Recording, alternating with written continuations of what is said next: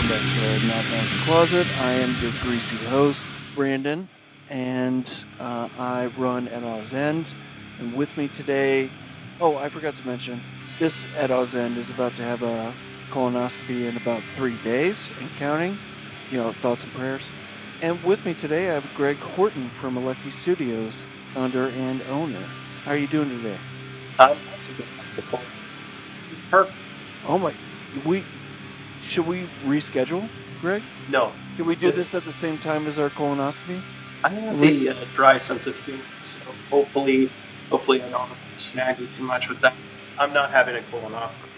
He is. And, he's saying that, but we talked intimately about how that was going to be a pleasure of ours to actually have that. I'm a 37-year-old man. I'm assuming that you're 16 years old, I believe, Greg? The youngest owner of any... Oh! No. We're also the same age. 37 too. Oh, okay. Well, I mean, maybe this was meant to be. Are you really getting a colonoscopy? Yes, I am. When? If you really want to know, Greg, it's because I found blood in my stool, and I put it off for a month, and then it happened again. So it should be on Tuesday. So Monday I should be taking medicine to shit my brains out, and then Tuesday I should be invaded by other instruments, and then Wednesday I should just be sore. Yeah. But I would like to imagine that there is a universe where we had the same talk, but it was over, like, you were laying on the right side of a bed, I was laying on the left side, and we were in different beds, and we're just looking at each other, and we have microphones set up, and... If you wanted to improve the colonoscopy experience, if you get 6 guys going at once... Wait a second. This is turning into a whole conversation now, Greg. So you take the beds and you do like a circle. I'm assuming there's a bed. I mean, it could be a platform. This is starting to sound... stand?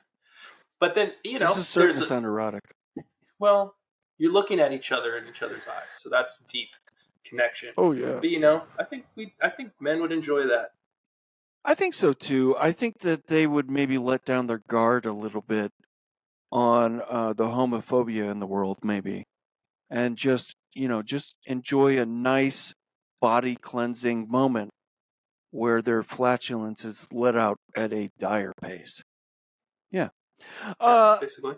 Well, what I actually brought you here today, and now this is a medical podcast, is because you really caught my eye, especially from I first found out about you from Hobgoblin, because that was promoted pretty heavily by our fellow friends in the hobby, and something that I was unfamiliar with altogether, which was the rank and file type of fighting or play style.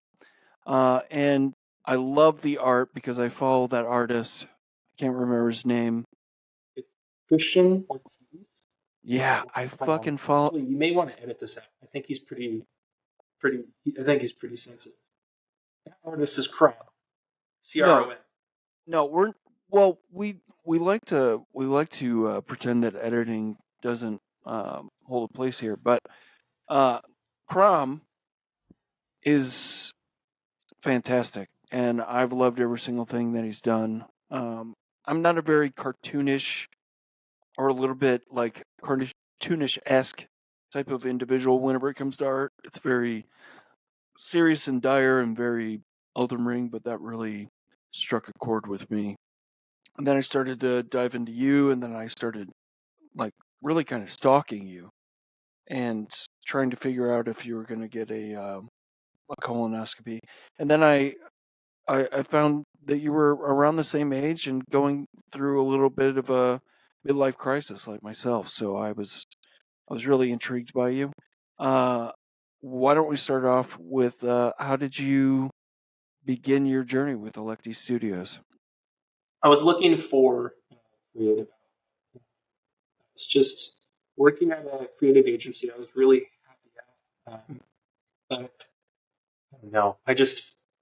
Every time I've wanted creative work, I've had to kind of just own it and take it on myself. So I'm doing work at the agency, and then I'm also trying to do something. I'm writing a little bit. I'm doing a little bit of game design and painting of miniatures, and I'm just trying to figure out what to do. And around that time, I became friends with Sean Sutter, who's the author and painter and designer and sculptor for Relic Blade. Okay.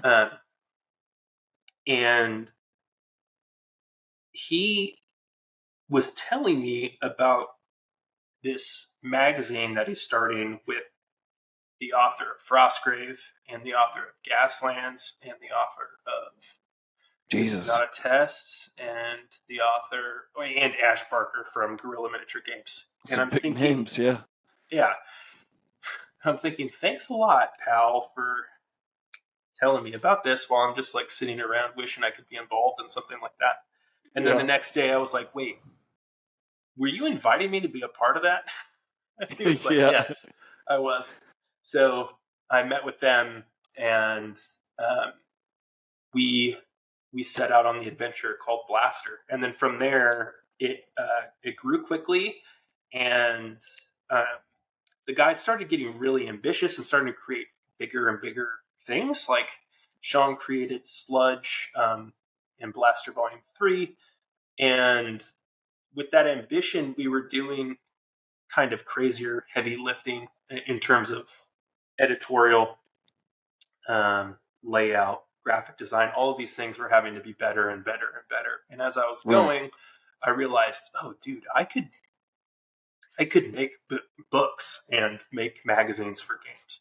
So Yeah. I started working with Mike, who's the author of Gaslands and Hobgoblin, and he had a number of games that he was hoping to produce down the line, and one of them was Hobgoblin.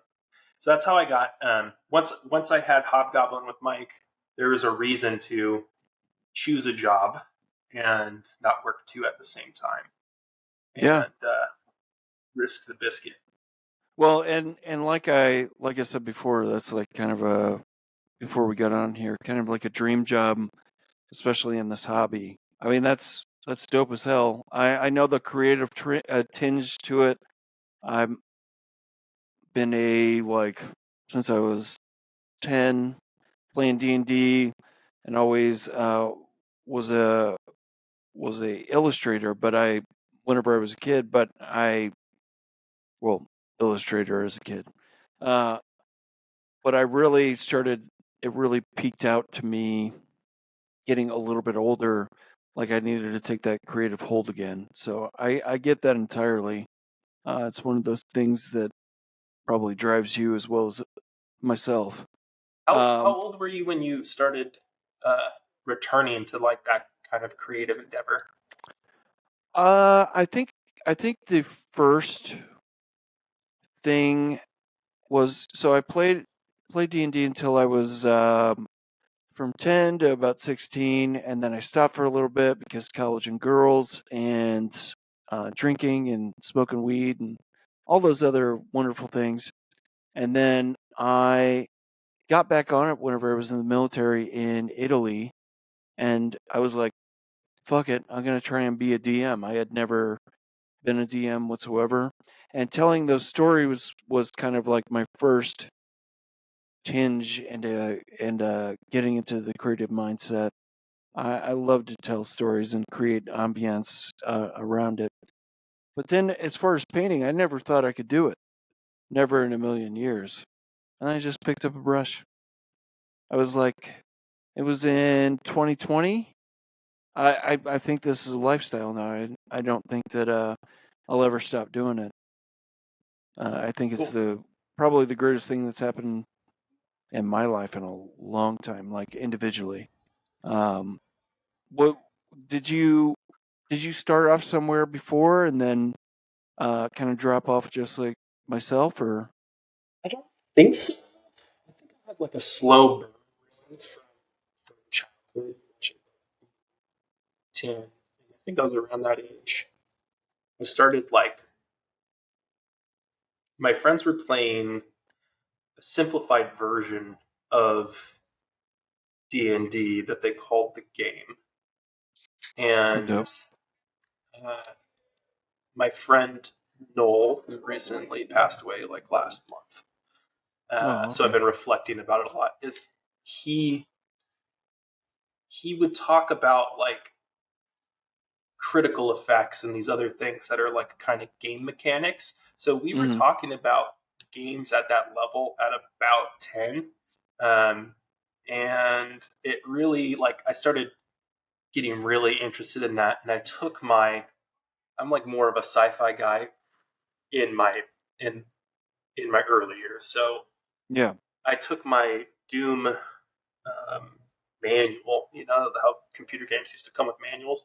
Yeah. So I took that manual and then I like was translating that into my own game based on what Yeah. Noel had created as well, and That's pretty dope. made little maps and this is where what's the brain called, Overmind, something Yeah. like that. Yeah, that's where he is, and yeah, it's cool. Yeah. It's so funny. I think you're the first person that matches my exact age, and thinking about playing uh, Doom over my uncle's computer. Then my dad finally buys a computer himself, and I'm playing that religiously. And then there was the darker one with the nail gun. What the Oh, fuck? Quake. Quake. There was Quake whenever it was good. I and it wasn't competitive. It was just playing a basically darker ass Doom. Uh, yeah, man, I came from a lot of the same way. It really opened up kind of. This was after the Satanic Panic a little bit, and then kind of early '90s, where everybody still thought that Dungeons and Dragons was like evil and satanic, and my parents would tell me all the time that it was that, which always drives kids to do what their parents tell them, right? Right. I Yeah. actually have a story about this too. Like I got for Christmas, I got it wasn't Dungeons and Dragons, but it was, I think, called Dragon Strike, where it's like a board game with a VHS in it, and and the Oh. plot of the video game or the video when you put it in was you get sucked and transported into the dungeon world, Ah, like the and like the Tom Hanks movie where he's kind of going insane. so it flew a little too close to the Yeah. and I had to return that with my dad at the store shortly after Christmas. And uh, man, that probably is what did me in for making and playing these games. Was I just couldn't scratch that itch for Yeah. ages. I you know, I've had several moments of euphoria in my life where things have happened and it's just it clicks on for you, and you're like, I'm fully into this. And that was the earliest memory for me, was where I can act as a separate person and enjoy it with my friends and do these heroic acts where, yeah, it's just I so mean, amazing. if you think about it, as a kid, you can't do anything without talking to your parents and Right. them guiding you through it and choosing what you eat and drink and choosing who you're doing it with and all of these things. So I think that Dungeons and Dragons and any RPG and any tabletop game that gives kids agency in an extremely safe way, um, 100%. Yeah. is so cool and so good for development. I've worked with some like junior hires, and I'm just like, I gotta get these kids playing D&D because they can't choose to do anything. And Yeah. like, you can't even smoke in California until you're 21 Oh, really? legally. Yeah, because of yeah. So that's You kids have can't no do anything. agency over your own body. Yeah. Yeah, I think it's mind blowing because I think I started playing D&D, and I was telling my friends the other day, they were like talking about the Fallout TV show and like Fallout in general, and their memory of Fallout is Fallout 3 and Fallout 4. And I remember whenever I was given my hand-me-down computer from my dad, I played 1 and 2. That was like the originals, and it reminded me a lot of that. And that talked about some dirty, like, there's a hooker, and she owns a brothel, and you're a character, and her husband's a terrible human being. And I was like, what the fuck is this? I don't think I should have this. But But I'm gonna point and click the shit out of this. dude, what's funny when I play Fallout, every time I play it, I'm like, okay, I'm gonna do it this time. I'm gonna play Fallout. I think I usually try Fallout 2 where you're in a cave or something. Yeah. And like all of a sudden I'm in a Fallout bunker with the Brotherhood of Steel or something, and there's just like all of these things to do, and I just freak out and just stop. Yeah, there's a Just lot. like get There's a overwhelmed. lot. Yeah.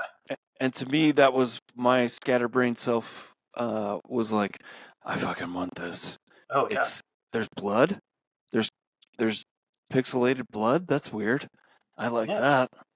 But yeah, we got off on a little bit of a tangent. But yeah, I mean, I think personally, D&D does a lot of things for people. Say what you will about the Hasbro for owning it now and kind of ruining it in certain ways, but they've done some good things in making it more accessible. Were you primarily a role player, or were you more a skirmish game guy? Because I had never dipped my toes into skirmish games until 2020, and it's just painting them. I think I started playing war games in 2007, uh, and Chris Aubin from War Machine, the art director for Privateer Press, War Machine, and Words at the time. We did some work together. I was like a print broker at the time, and then he connected me with. Well, we connected at Gen Con, and I had gone to Gen Con with this sort of sales attitude of like I'm gonna try to like print stuff for these game people because I love Yeah, games. And I walked away with like a suitcase full of miniatures from Chris, and he was like, "Here, you need to try this," and he gave me like half an army or full army really. And that's insane, man. yeah, Can you imagine how much money that would be now? Yeah. oh man, it was a lot then too, and we were just like, I just was super excited about it, and that's that got me engaged back into the tabletop stuff, and so yeah, and I've been playing games since then. I play um, role playing games from now and again, but they don't achieve what I want them to be. Like I Yeah. want them to be more fun than they are to me. Like when we Fair. do combat, it's like you roll a d20 and you either hit or miss, and then you move on. And there's all these options, but it really comes down to like making sure that you can execute on these things. So I think skirmish games where you control like 4 to 12 people bring out the cinematic experiences that I'm kind of looking for in a Mm. tabletop game. But um, I think that's really RPG's fault, not really, you know, Yeah. not really the idea of them. I think they're great. Think that more so that RPGs kind of do it to themselves to take you out of it. Well, I think it just is the games that I'm playing, to be completely honest. I think Yeah. typically I'm playing 5th edition, and um, I've also played like some Pathfinder 1st edition, Right. and nothing I wrong with fucking the hate games at Pathfinder. all. I I think they're hate great. Pathfinder. But I but yeah, just in general, I feel like the part I enjoy is the 15 to 20 minutes before you go into a battle, and then in the battle, you're just sitting there waiting to roll a d20. yeah, Kind of. and I do get that. I think that No, I totally understand that because there's times where I get that same feeling where I used to love battling, and it's no offense to any DM that you played with. I think it's a matter of what the DM brings to the battle that really accomplishes that. But I'm mostly an RP person, so whenever it comes to RP, I'm a story person entirely. Like there's nothing better than a rich story to me, and I mostly DM. Thankfully, I'm going to be playing my first character in years and years and years here next week. So we should see what that ends up being. But Are you um, doing that in person? we've done it. We've done mine online. That took 2.5 years to finish. We just finished Rime of the Frostmaiden, but we primarily do it online. But pretty soon, I'm going to be moving up close to two of the members in Seattle. So maybe some in person and hanging out together, and some online. So should be pretty good. The first thing that I want to talk about, your bread and butter from the very beginning, Blaster skirmish game. It's skirmish game. Well, Blaster is the brand that essentially what I'm trying to do is produce every 6 months, have a new indie miniatures game that's accessible to people. And Okay. people in retail stores will start seeing it soon at their local gaming friendly local gaming store. Uh, but I want it to exist in a place where people can see the name Blaster and trust like a kind of crazy game. You know, Yeah. the idea isn't to make it the best game of all time. We're always putting our best into it, but we Yeah. want to make risky, fun, crazy stuff that as you get, build trust with Blaster, you're willing to try. Oh, dude, I don't really like spaceships, but this one looks like pretty cool and it's from Blaster. I might want to give it a try. And Yeah. yeah. Oh, I noticed because I read a little bit of each book, just kind of scanned over it, and because I don't know if you can tell in the background, I am about to move, and there's a lot of other shit going on. But I noticed that one cover was Western Revolver, and then the next was Spaceship, and I was trying to connect the dots, but that makes a lot more sense. That's that's a really cool idea, honestly. Are there things that you're looking towards in the future without giving up too much that are is it a D20 system too? That's two different questions, but Oh, well, I can answer both of them. So okay. each game is written by someone different. Okay. And we're trying to feature different types of artists. The spaceship one that I shared with you is written by the guy who wrote 40K second edition. So this guy's like, Holy shit. Warhammer royalty, Andy Chambers. And like, that was cool because he had this like passionate game that he didn't really have a place for. Um, Yeah. and that was like a really exciting moment to bring that in. So one, you know, one issue would be that, and another issue will be like I'm working right now with Jordan from Skullforge Studio, Mm-hmm. which is really cool alternative sci-fi miniatures for games like Legion or um, Shatterpoint, or really he's been producing all kinds of crazy original things as well. Um, Skullforge, yeah. and he came to me with a game everything but the game basically, and was like, I have this really cool idea for a game. Do you think this would fit for Blaster? Uh, and so it's everyone from this kind of, like legendary past or completely new to the scene in terms of game design. We're trying to give you every issue like a glimpse into indie miniatures games. And would it be like a monthly thing, or would it be like every couple of months It's every type of six deal? months. Yeah, it Oh, takes a yeah, long that's time right. to You put them said that. out. Yeah, Sorry. yeah, it's okay. It's every 6 months, and We put a ton of work into it, the photography and graphic design, and rules, and all of that stuff. So the next two are Blaster 7, which is Jordan's game Arsenal. And that's like big 28, 32 millimeter mechs Oh, nice. and little, and then a squad of infantry. So combined arms skirmish, Oh, sci-fi. cool. That's a little bit different. I know the Hivescom guys do what the fuck is the name of that? I can't remember their mech There's game Mech right now. 28 and Flames of Orion.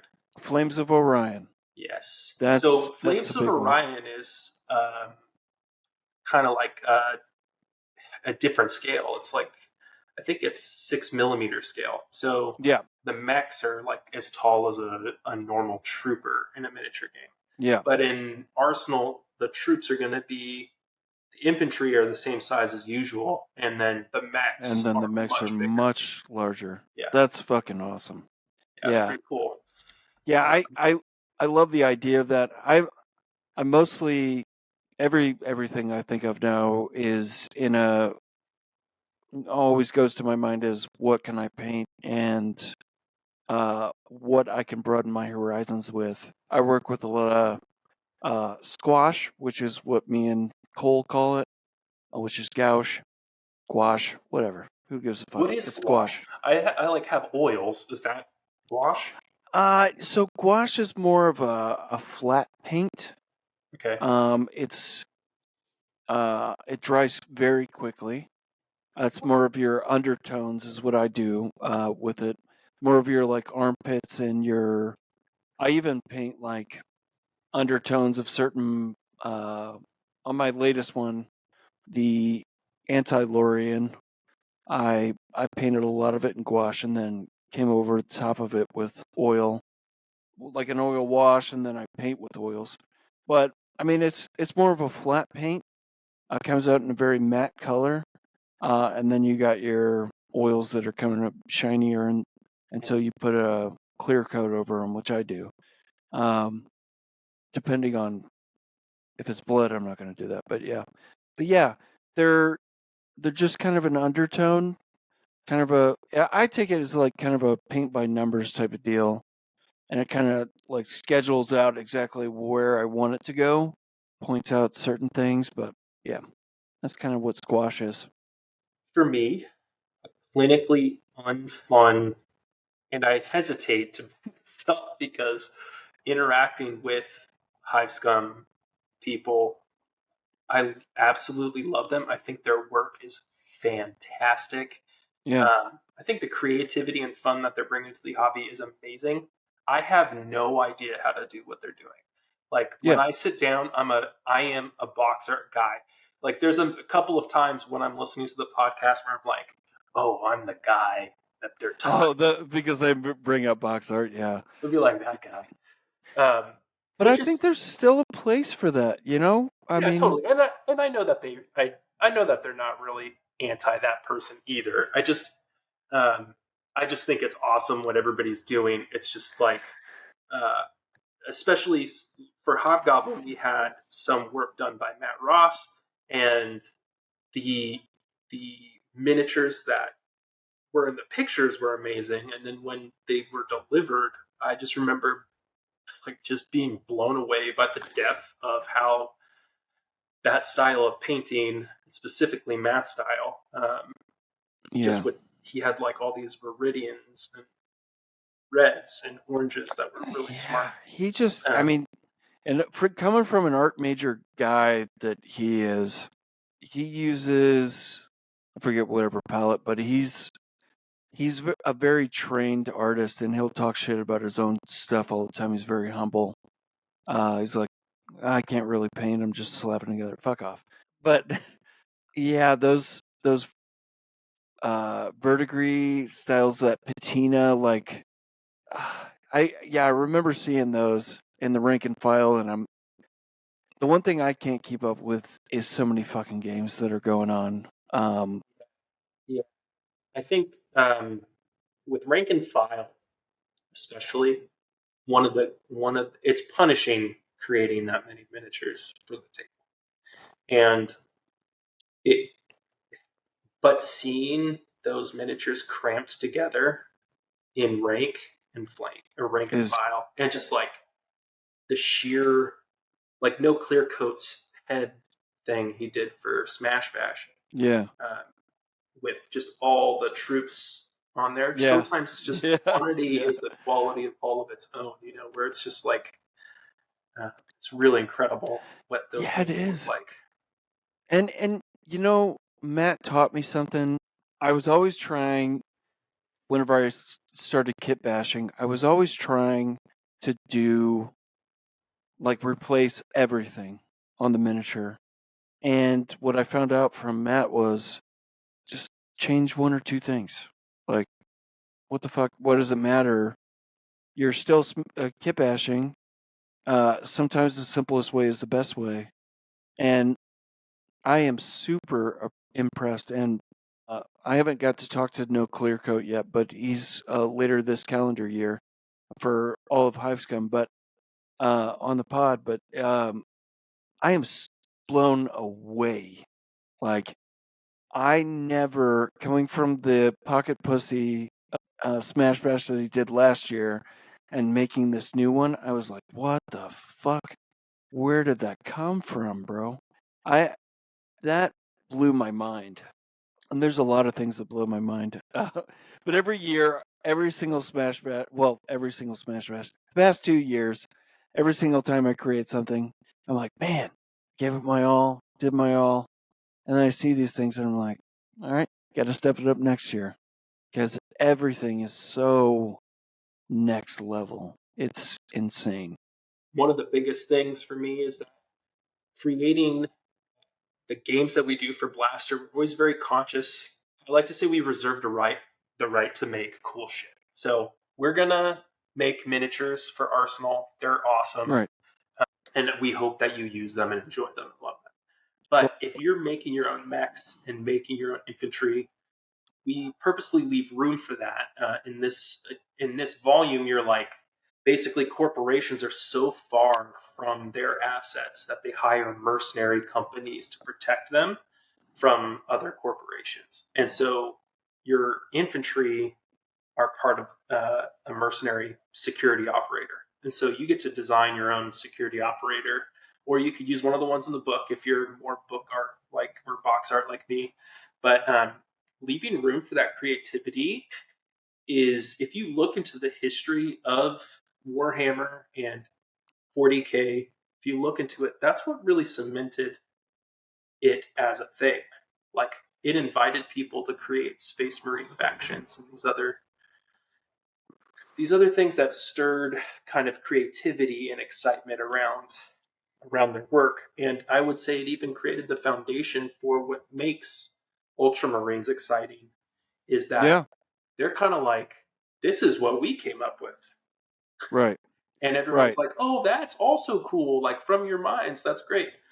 Versus this is the marketing stuff that you need to do to play in our tournament. For sure. And whenever I think, and I think I speak for a little bit of people at least, but whenever you think of an ultramarine, there's certain things, like most of them look the same. Based upon color, they're different until you get into chaos or whatever. I feel like the creativity behind it adds an extra personality to it and kind of like provides like more of a creative community, which is what I found very interesting whenever I first started. Because first, I don't play skirmish games. I've always wanted to play Forbidden Psalm, but I'm stuck here in Texas and bumfuck nowhere. Um, and I've always wanted to play these. Like, I just got Mothership, Oh, uh, which was on a Kickstarter uh, that I waited like a year and a half to get. I want to play these games, and seeing the box art and stuff is great. It's amazing. I mean, that's what draws me to it originally, and then the next step, the euphoria moment, is the, well, what can I do to this mech. So I'll definitely buy one of your mechs, but I will put my own tinge on it. I just have it in my blood now. Yeah, Um, I think. But here's the thing: is that clever games create room for your imagination, right? Because it allows you to become part. It's immersion. We talk about it in video games all the time. It's immersion. Like, right. this is how you get sucked into the story. This is how you become part of this game and enjoy it. And whether it's Dead by Lead, which is a Western where you're creating your own gang, Hmm. me and Alex, the author of that, sat down and made all sorts of adjustments to the rules to make it more open ended, uh, Right.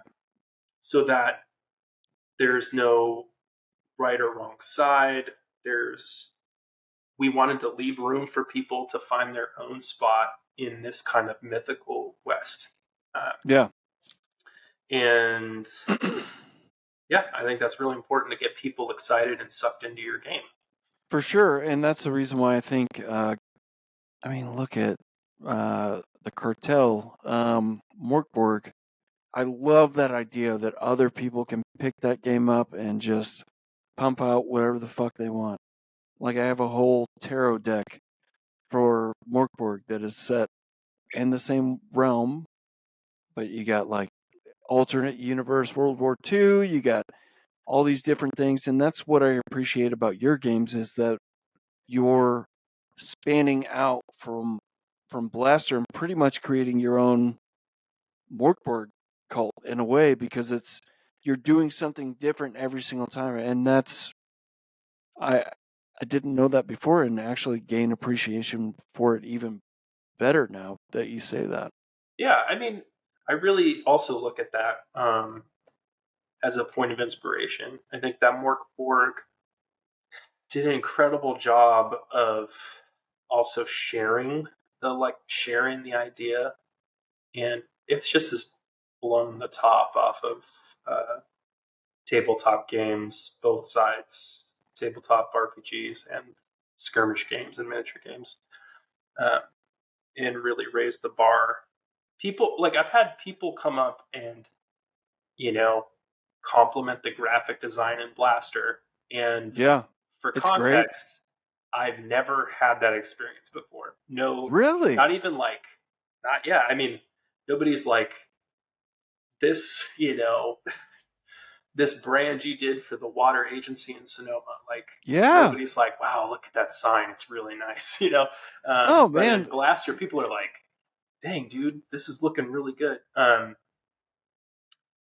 I think that is a relatively new thing. I could be wrong about this, but it does seem like as far consciousness as the about, appreciation of art, or or no, just like like consciousness around layout and design yeah. as art versus obviously the illustration and writing and drawing. Well, Thank honestly, you. I think that could be a psych study in general. I think that our generation is and around us is kind of like woken up to people that are into this hobby have kind of like adapted and gone, yeah, I can fucking do this. And we're finally all coming together. Whereas it's a lot like in my past, it's a lot like actual punk rock. People say punk rock, whatever. I think it's actually like punk rock, like DIY, like get in there and get gritty, do your own thing, show it, and people kind of get inspiration off of that. I think it's this whole section of like this, not clique, but this whole aspiring to be an artist and seeing some like-mindedness in each other from what we create. So I I've never found a single person that was an asshole in this hobby, and I'm sure there are, but most people are. I mean, like you. I asked to interview you. I asked if I could look over some stuff that you do, and you readily gave over information so that I could be able to study. It's it's a different world that we live in where I can send 20 different bits to my friend from Grimtex. Whenever we had Grimtex in October a year ago, and it's just people don't. They'll be like, "Hey, man, you don't have to send me that," but it's like a mutual thing. We just kind of exchange ideas and pieces, and it's really kind of beautiful. It's an art collective, honestly. So I started this company with like this vision of collaboration. Okay, so like pulling people into a room and developing an idea together, right? Um, and what I think is great about DIY is that everybody's getting inspired to create art, and there's this beautiful movement art happening For in sure. tabletop games, um, of which I think like the Hive Scum crew and their extensions, or what they're the extension of, Right. is a huge part of it. But what I'd love to see is more coming together. Like For Blaster sure. struggled a little bit with 5 designers coming together to create something. So originally, Mhm. when we created this, it was a collective, and it was great. Like it was incredible. But like trying to get your D&D group together, Yeah. it's Yeah. a lot harder to synchronize a game development crew together, and get that whole. Anyway, long story short, the thing that still needs to happen is not just DIY, right? Right. Where it's by yourself. Like I Right. want to see people come together to create something crazy. Because when you look at things like the origins of Morkborg, and we could just, or not Morkborg, Mordheim. If we look at Mhm. Mordheim, we can see um, a creative team, and it's pretty well documented and shared on YouTube. You can pull this all up, but like how they handle art direction, and how they interacted with the game studio, Games Workshop, how they interacted with each other, and all of these things. You can recreate that. You can recreate that environment, and Right. that environment is not perfect. It's very costly. It's difficult to find that much talent. There's a lot of factors at play, but what I'm excited about is people coming together. So Right. Dylan and Steven from Big Boy Game Time making Cauldron together. Cauldron. Yeah. Yeah. That is the kinds of things that I get excited about, not For because sure. that they're so different, but it's just because they're coming together to make the thing. And it takes two people's creativity and basically doubles it. So anybody's individual efforts that I'm looking at, I'm super excited about all of that. But I'm more But excited about opportunities for collaboration and pushing each other further. and And not that's what being I strive stuck to in do. that same. Yeah. No, and that's a fantastic way of seeing it, Greg. I'm going to be a little bit cheesy, and what I think of what you just said is like the creation of a star, right? It takes all these different elements to be able to create that star, and it's a collaboration. I mean, it's a collaboration of different things to be able to make something that is. I'm going to stop now because I feel like my almost 70-year-old mother. But I will say, I'm going to call out somebody real quick. Speaking on collaborations, a failed collaboration would be from Cole Pulsiver. I had talked to him about using this dead baby goat skull to be able to pass back and forth, and he failed me. All right, Cole, if you're listening, you failed me. Don't feel bad. I love you. You just got married. Happiness. Uh, Like an actual baby skull? it's a baby goat skull. Oh, Goat goat. skull. Okay, that's really Yeah, an important that's detail that I missed. yeah. I mean, I was yeah, like, baby skull. Jesus. Yeah, yeah. It was a fetus. It started to form a skull. No big deal. Um, but I used that in my Smash Bash this year, and it turned out good. So it's Cole. I'm just talking shit because you might be watching, but we're about to get to that time and place where we bring up the kindness corner with 2Ks because we're both from the '90s. Uh, Barrett, I need my producer to put up Samuel L. Jackson with two cannons for arms shooting out snakes from the plane that he was just riding, at John Fetterman, who was choking down a Philly cheesesteak because he's a fake liberal-minded individual, and he's a bastard for it. Is there any bit of kindness that you've been given in this game? Is there any bit of kindness that you've been given during this time? I've kind of like X'd out the idea that people giving kindness to somebody else because that's I kind of don't like that. I like a little bit more humble aspect to things. Is there some bit of kindness that you've enjoyed during this hobby that you would really like to point out and inspire the troops? Dawn is an extremely kind, gracious human, and must meet him. But his mailman, I was at his house, and his mailman stopped me and was like, "Isn't he just the nicest person?" Oh, Like, that's so sweet. like they just talk. He just Yeah. talks to his mailman. He's so kind. But Sean, I was so crippled by fear with photography on Hobgoblin.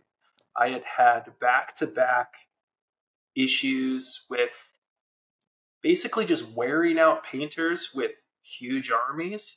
Um, and when I finally had them, I had to suddenly face this huge thing. Like, how do I make the photos worthy of the paint that just got, that they worked so hard on?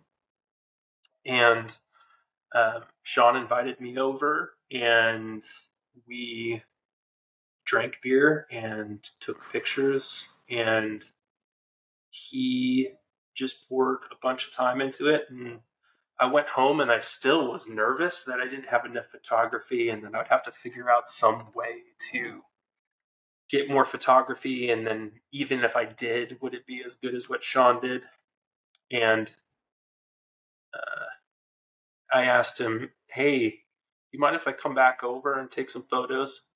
And he's like, "Dude, I just painted up, I built and painted a whole Hobgoblin army, Yeah. fully painted it.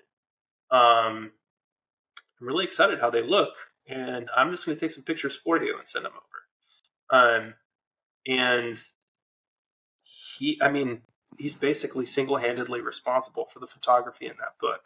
Um, so that is for Hobgoblin.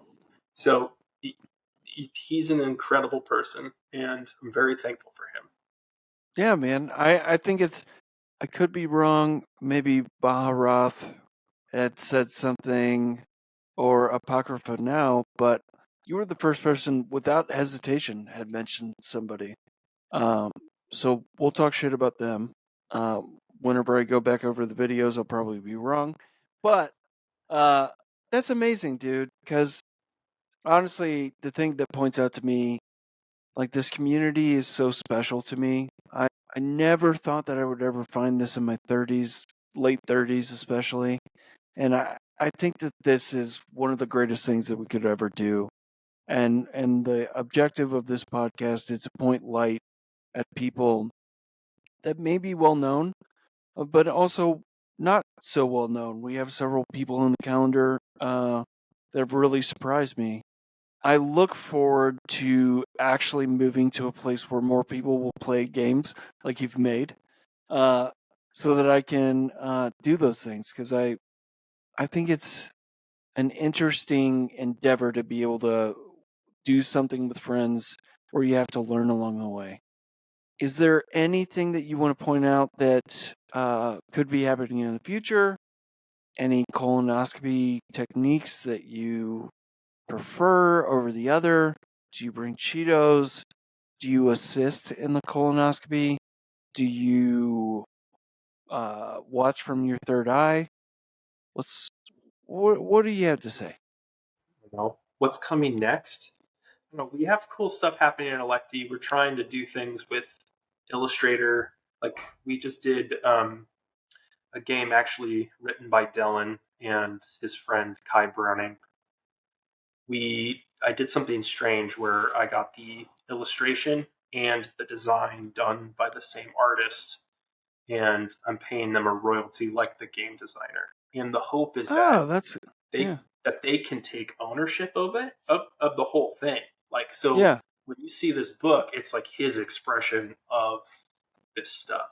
And basically all I did was help with the printing and getting people together and like seeing something come together around this really cool idea that they Is had. that kind of like what you do for or did for Hobgoblin a little bit? Yeah, pretty much. I mean, like Yeah. Hobgoblin came to me um, from Mike as a Word document, right? As all the games do, they come to me as some kind of Word document, um, and then you're kind of stuck with creating a vision for what it could be and what it needs to be what it could be. And for me with Hobgoblin, the big thing was here was this game that was brutal and quick, but also light in the sense of how quick, like how quick it was, how it was like deadly but also fast. So I really liked the like You kind of touched on it a little bit. It's like Prom's art is very intense and horror and action oriented, but it's also got like a sort of optimistic innocence to it that looks kind of cartoonish as well. Um, and that's how I kind of saw Hobgoblin in the manuscript. And after talking to Mike, I was like, dude, I think this is our guy. I kept sending him pictures of his stuff.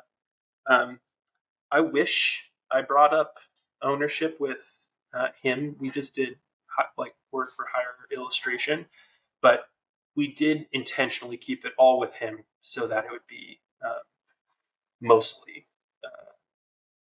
Crom. But also, kind of going back to another thankful moment, Sean does a lot of those illustrations in there too. Um, Anything that doesn't look Crom is Sean, and there's I think maybe 12 Sean illustrations in there. So don't want to leave him out either. But anyway, yes, there's this new type of kind of like it's kind of like my take on a zine. I know it's not a zine. It's definitely more of a refined product than that, but the kind of like feel and form factor is there. Um, and then you had mentioned Forbidden Psalm. The author of Forbidden Psalm is doing Blaster Volume 8. So Right. in February Oh this no year, shit. yeah, in February this year, he's releasing a game with us. And in February this Sorry, next year. year. Sorry. Okay, sorry. Yeah, No, that's this year. great. No, that's great. Yeah, I was gonna now say. excited. Okay, so now this is going on to a time travel episode. So we started off medical. We eventually went to time travel. I told you I like That's good. science fiction. So That's true. You love science fiction. Well, Greg, honestly, man, I got so much more out of this interview than I thought I was going to get. Not to say anything about you. hell yeah. I mean, you just have the look of being an asshole from your cowboy hat. No, I'm joking. I literally am going to promote this with your cowboy hat, and Oh yeah. you look like you're at a football game Oh at dude, middle it's school. much worse than that. I was Oh, uh, rodeo in. thank God. I was at a rodeo in kind of like Sacramento, California. So it was like a pretty That's where my wife's from. Yeah. yeah. So it had it was pretty gritty. And the only way I got through it was that cowboy hat. So Well, I mean, I saw the tight pants, so I'm a tight pant wearer myself. This is one thing I wanted to bring up before we get off here, which is actually breaking my rule of an hour. You're more of a straight metal guy. What is the thing that you're listening to right now? And also, I think everybody in this hobby would like to know: do you like or have you listened to Full of Hell? Full of Hell, I have not Yes. listened to it. Oh my Um, goodness. so I gotta check that out. So I have been listening to Cryptic Lust by Eternal, Yep. which sounds like a modern take on Entombed style, death Oh, metal. dope. That's That's pretty great. cool. I Yeah. highly recommend checking out Eternal. And then also I was listening recently to Witch Vomit, Funeral Sanctum. Hell yeah, man. Anything that has to do with the witch and some kind of bile coming out of them, I'm in. Yeah. But Um, even this metal, like I listen to a lot of metal, I still feel like, man, Please don't tell me how that do you're a they Swiftie. how do they no. I feel like a Swiftie though. When I hang out with you guys, when I hang out with the Hive Scum crew or like start talking about metal, I'm like very cautious about what I'm saying. I'm like, is this even metal anymore? Like I don't even Yeah. know. Yeah. Too old for this. I don't know. I think it's metal. I think I'm hip because I listen to certain things the boys from Hive Scum listen to. You posted Glassjaw, so you're safe. I Yeah, could be well, I like, mean, oh, my yeah, my producer did that, but I have several Glassjaw records, but I primarily listen to a lot of doom metal. We went to Roadburn in the Netherlands, which is a big black metal festival and hardcore, and no churches were burned, but it was a blast. So good to find a fellow metalhead. I'm into all kinds of metal, hardcore, grindcore, whatnot. So, all right, Greg, I really appreciate your time, dude. Drink that bourbon for me. Keep on doing what you're doing, bro, because you're tearing it up. All right, man. Take it easy, and as always, go fuck yourself. Hey there, this is Barrett from the ATI Podcast here to talk about what we have going on the ATI Podcast Network. First, we'll start with Waxing On with R and J. The format of Waxing On with R and J is audible selections made exclusively by our hosts and brothers, Ridge Jackson and Jake Jackson. Waxing On with R and J is sure to tickle your inner eardrums with some of the most vile tones you've ever encountered, and conversely, ear candy with pop melodies, focusing on spotlighting underground and rising artists. Waxing On with R&J is another outlet of the ATI podcast community to bring awareness to many musicians' craft. Also found on the ATI Podcast Network, NODNARB'S Closet, hosted by Brandon Stewart of EDAW'S In. NODNARB'S Closet is a wing of the ATI podcast programming that delves into the world of roleplay games, miniature painting, diorama making, occasional pro wrestling match watch-alongs, providing commentary with a dash of jocularity and satire, and much, much more. Of course, leading the pack is the ATI Podcast. On the ATI Podcast, we episodically invite guests onto our show to spotlight their talents, whether that's musicians, filmmakers, artists, actors, businesses, even athletes. Nothing is off the table. The focus of the ATI Podcast and its collective creative arms, whether that's Waxing On with R and J or NODNARB'S Closet, is to bring awareness and focus to people's talents. Be sure to follow us across all traditional podcasting platforms, and for the full experience, subscribe to our YouTube channel. Just search the ATI Podcast. Stay safe out there.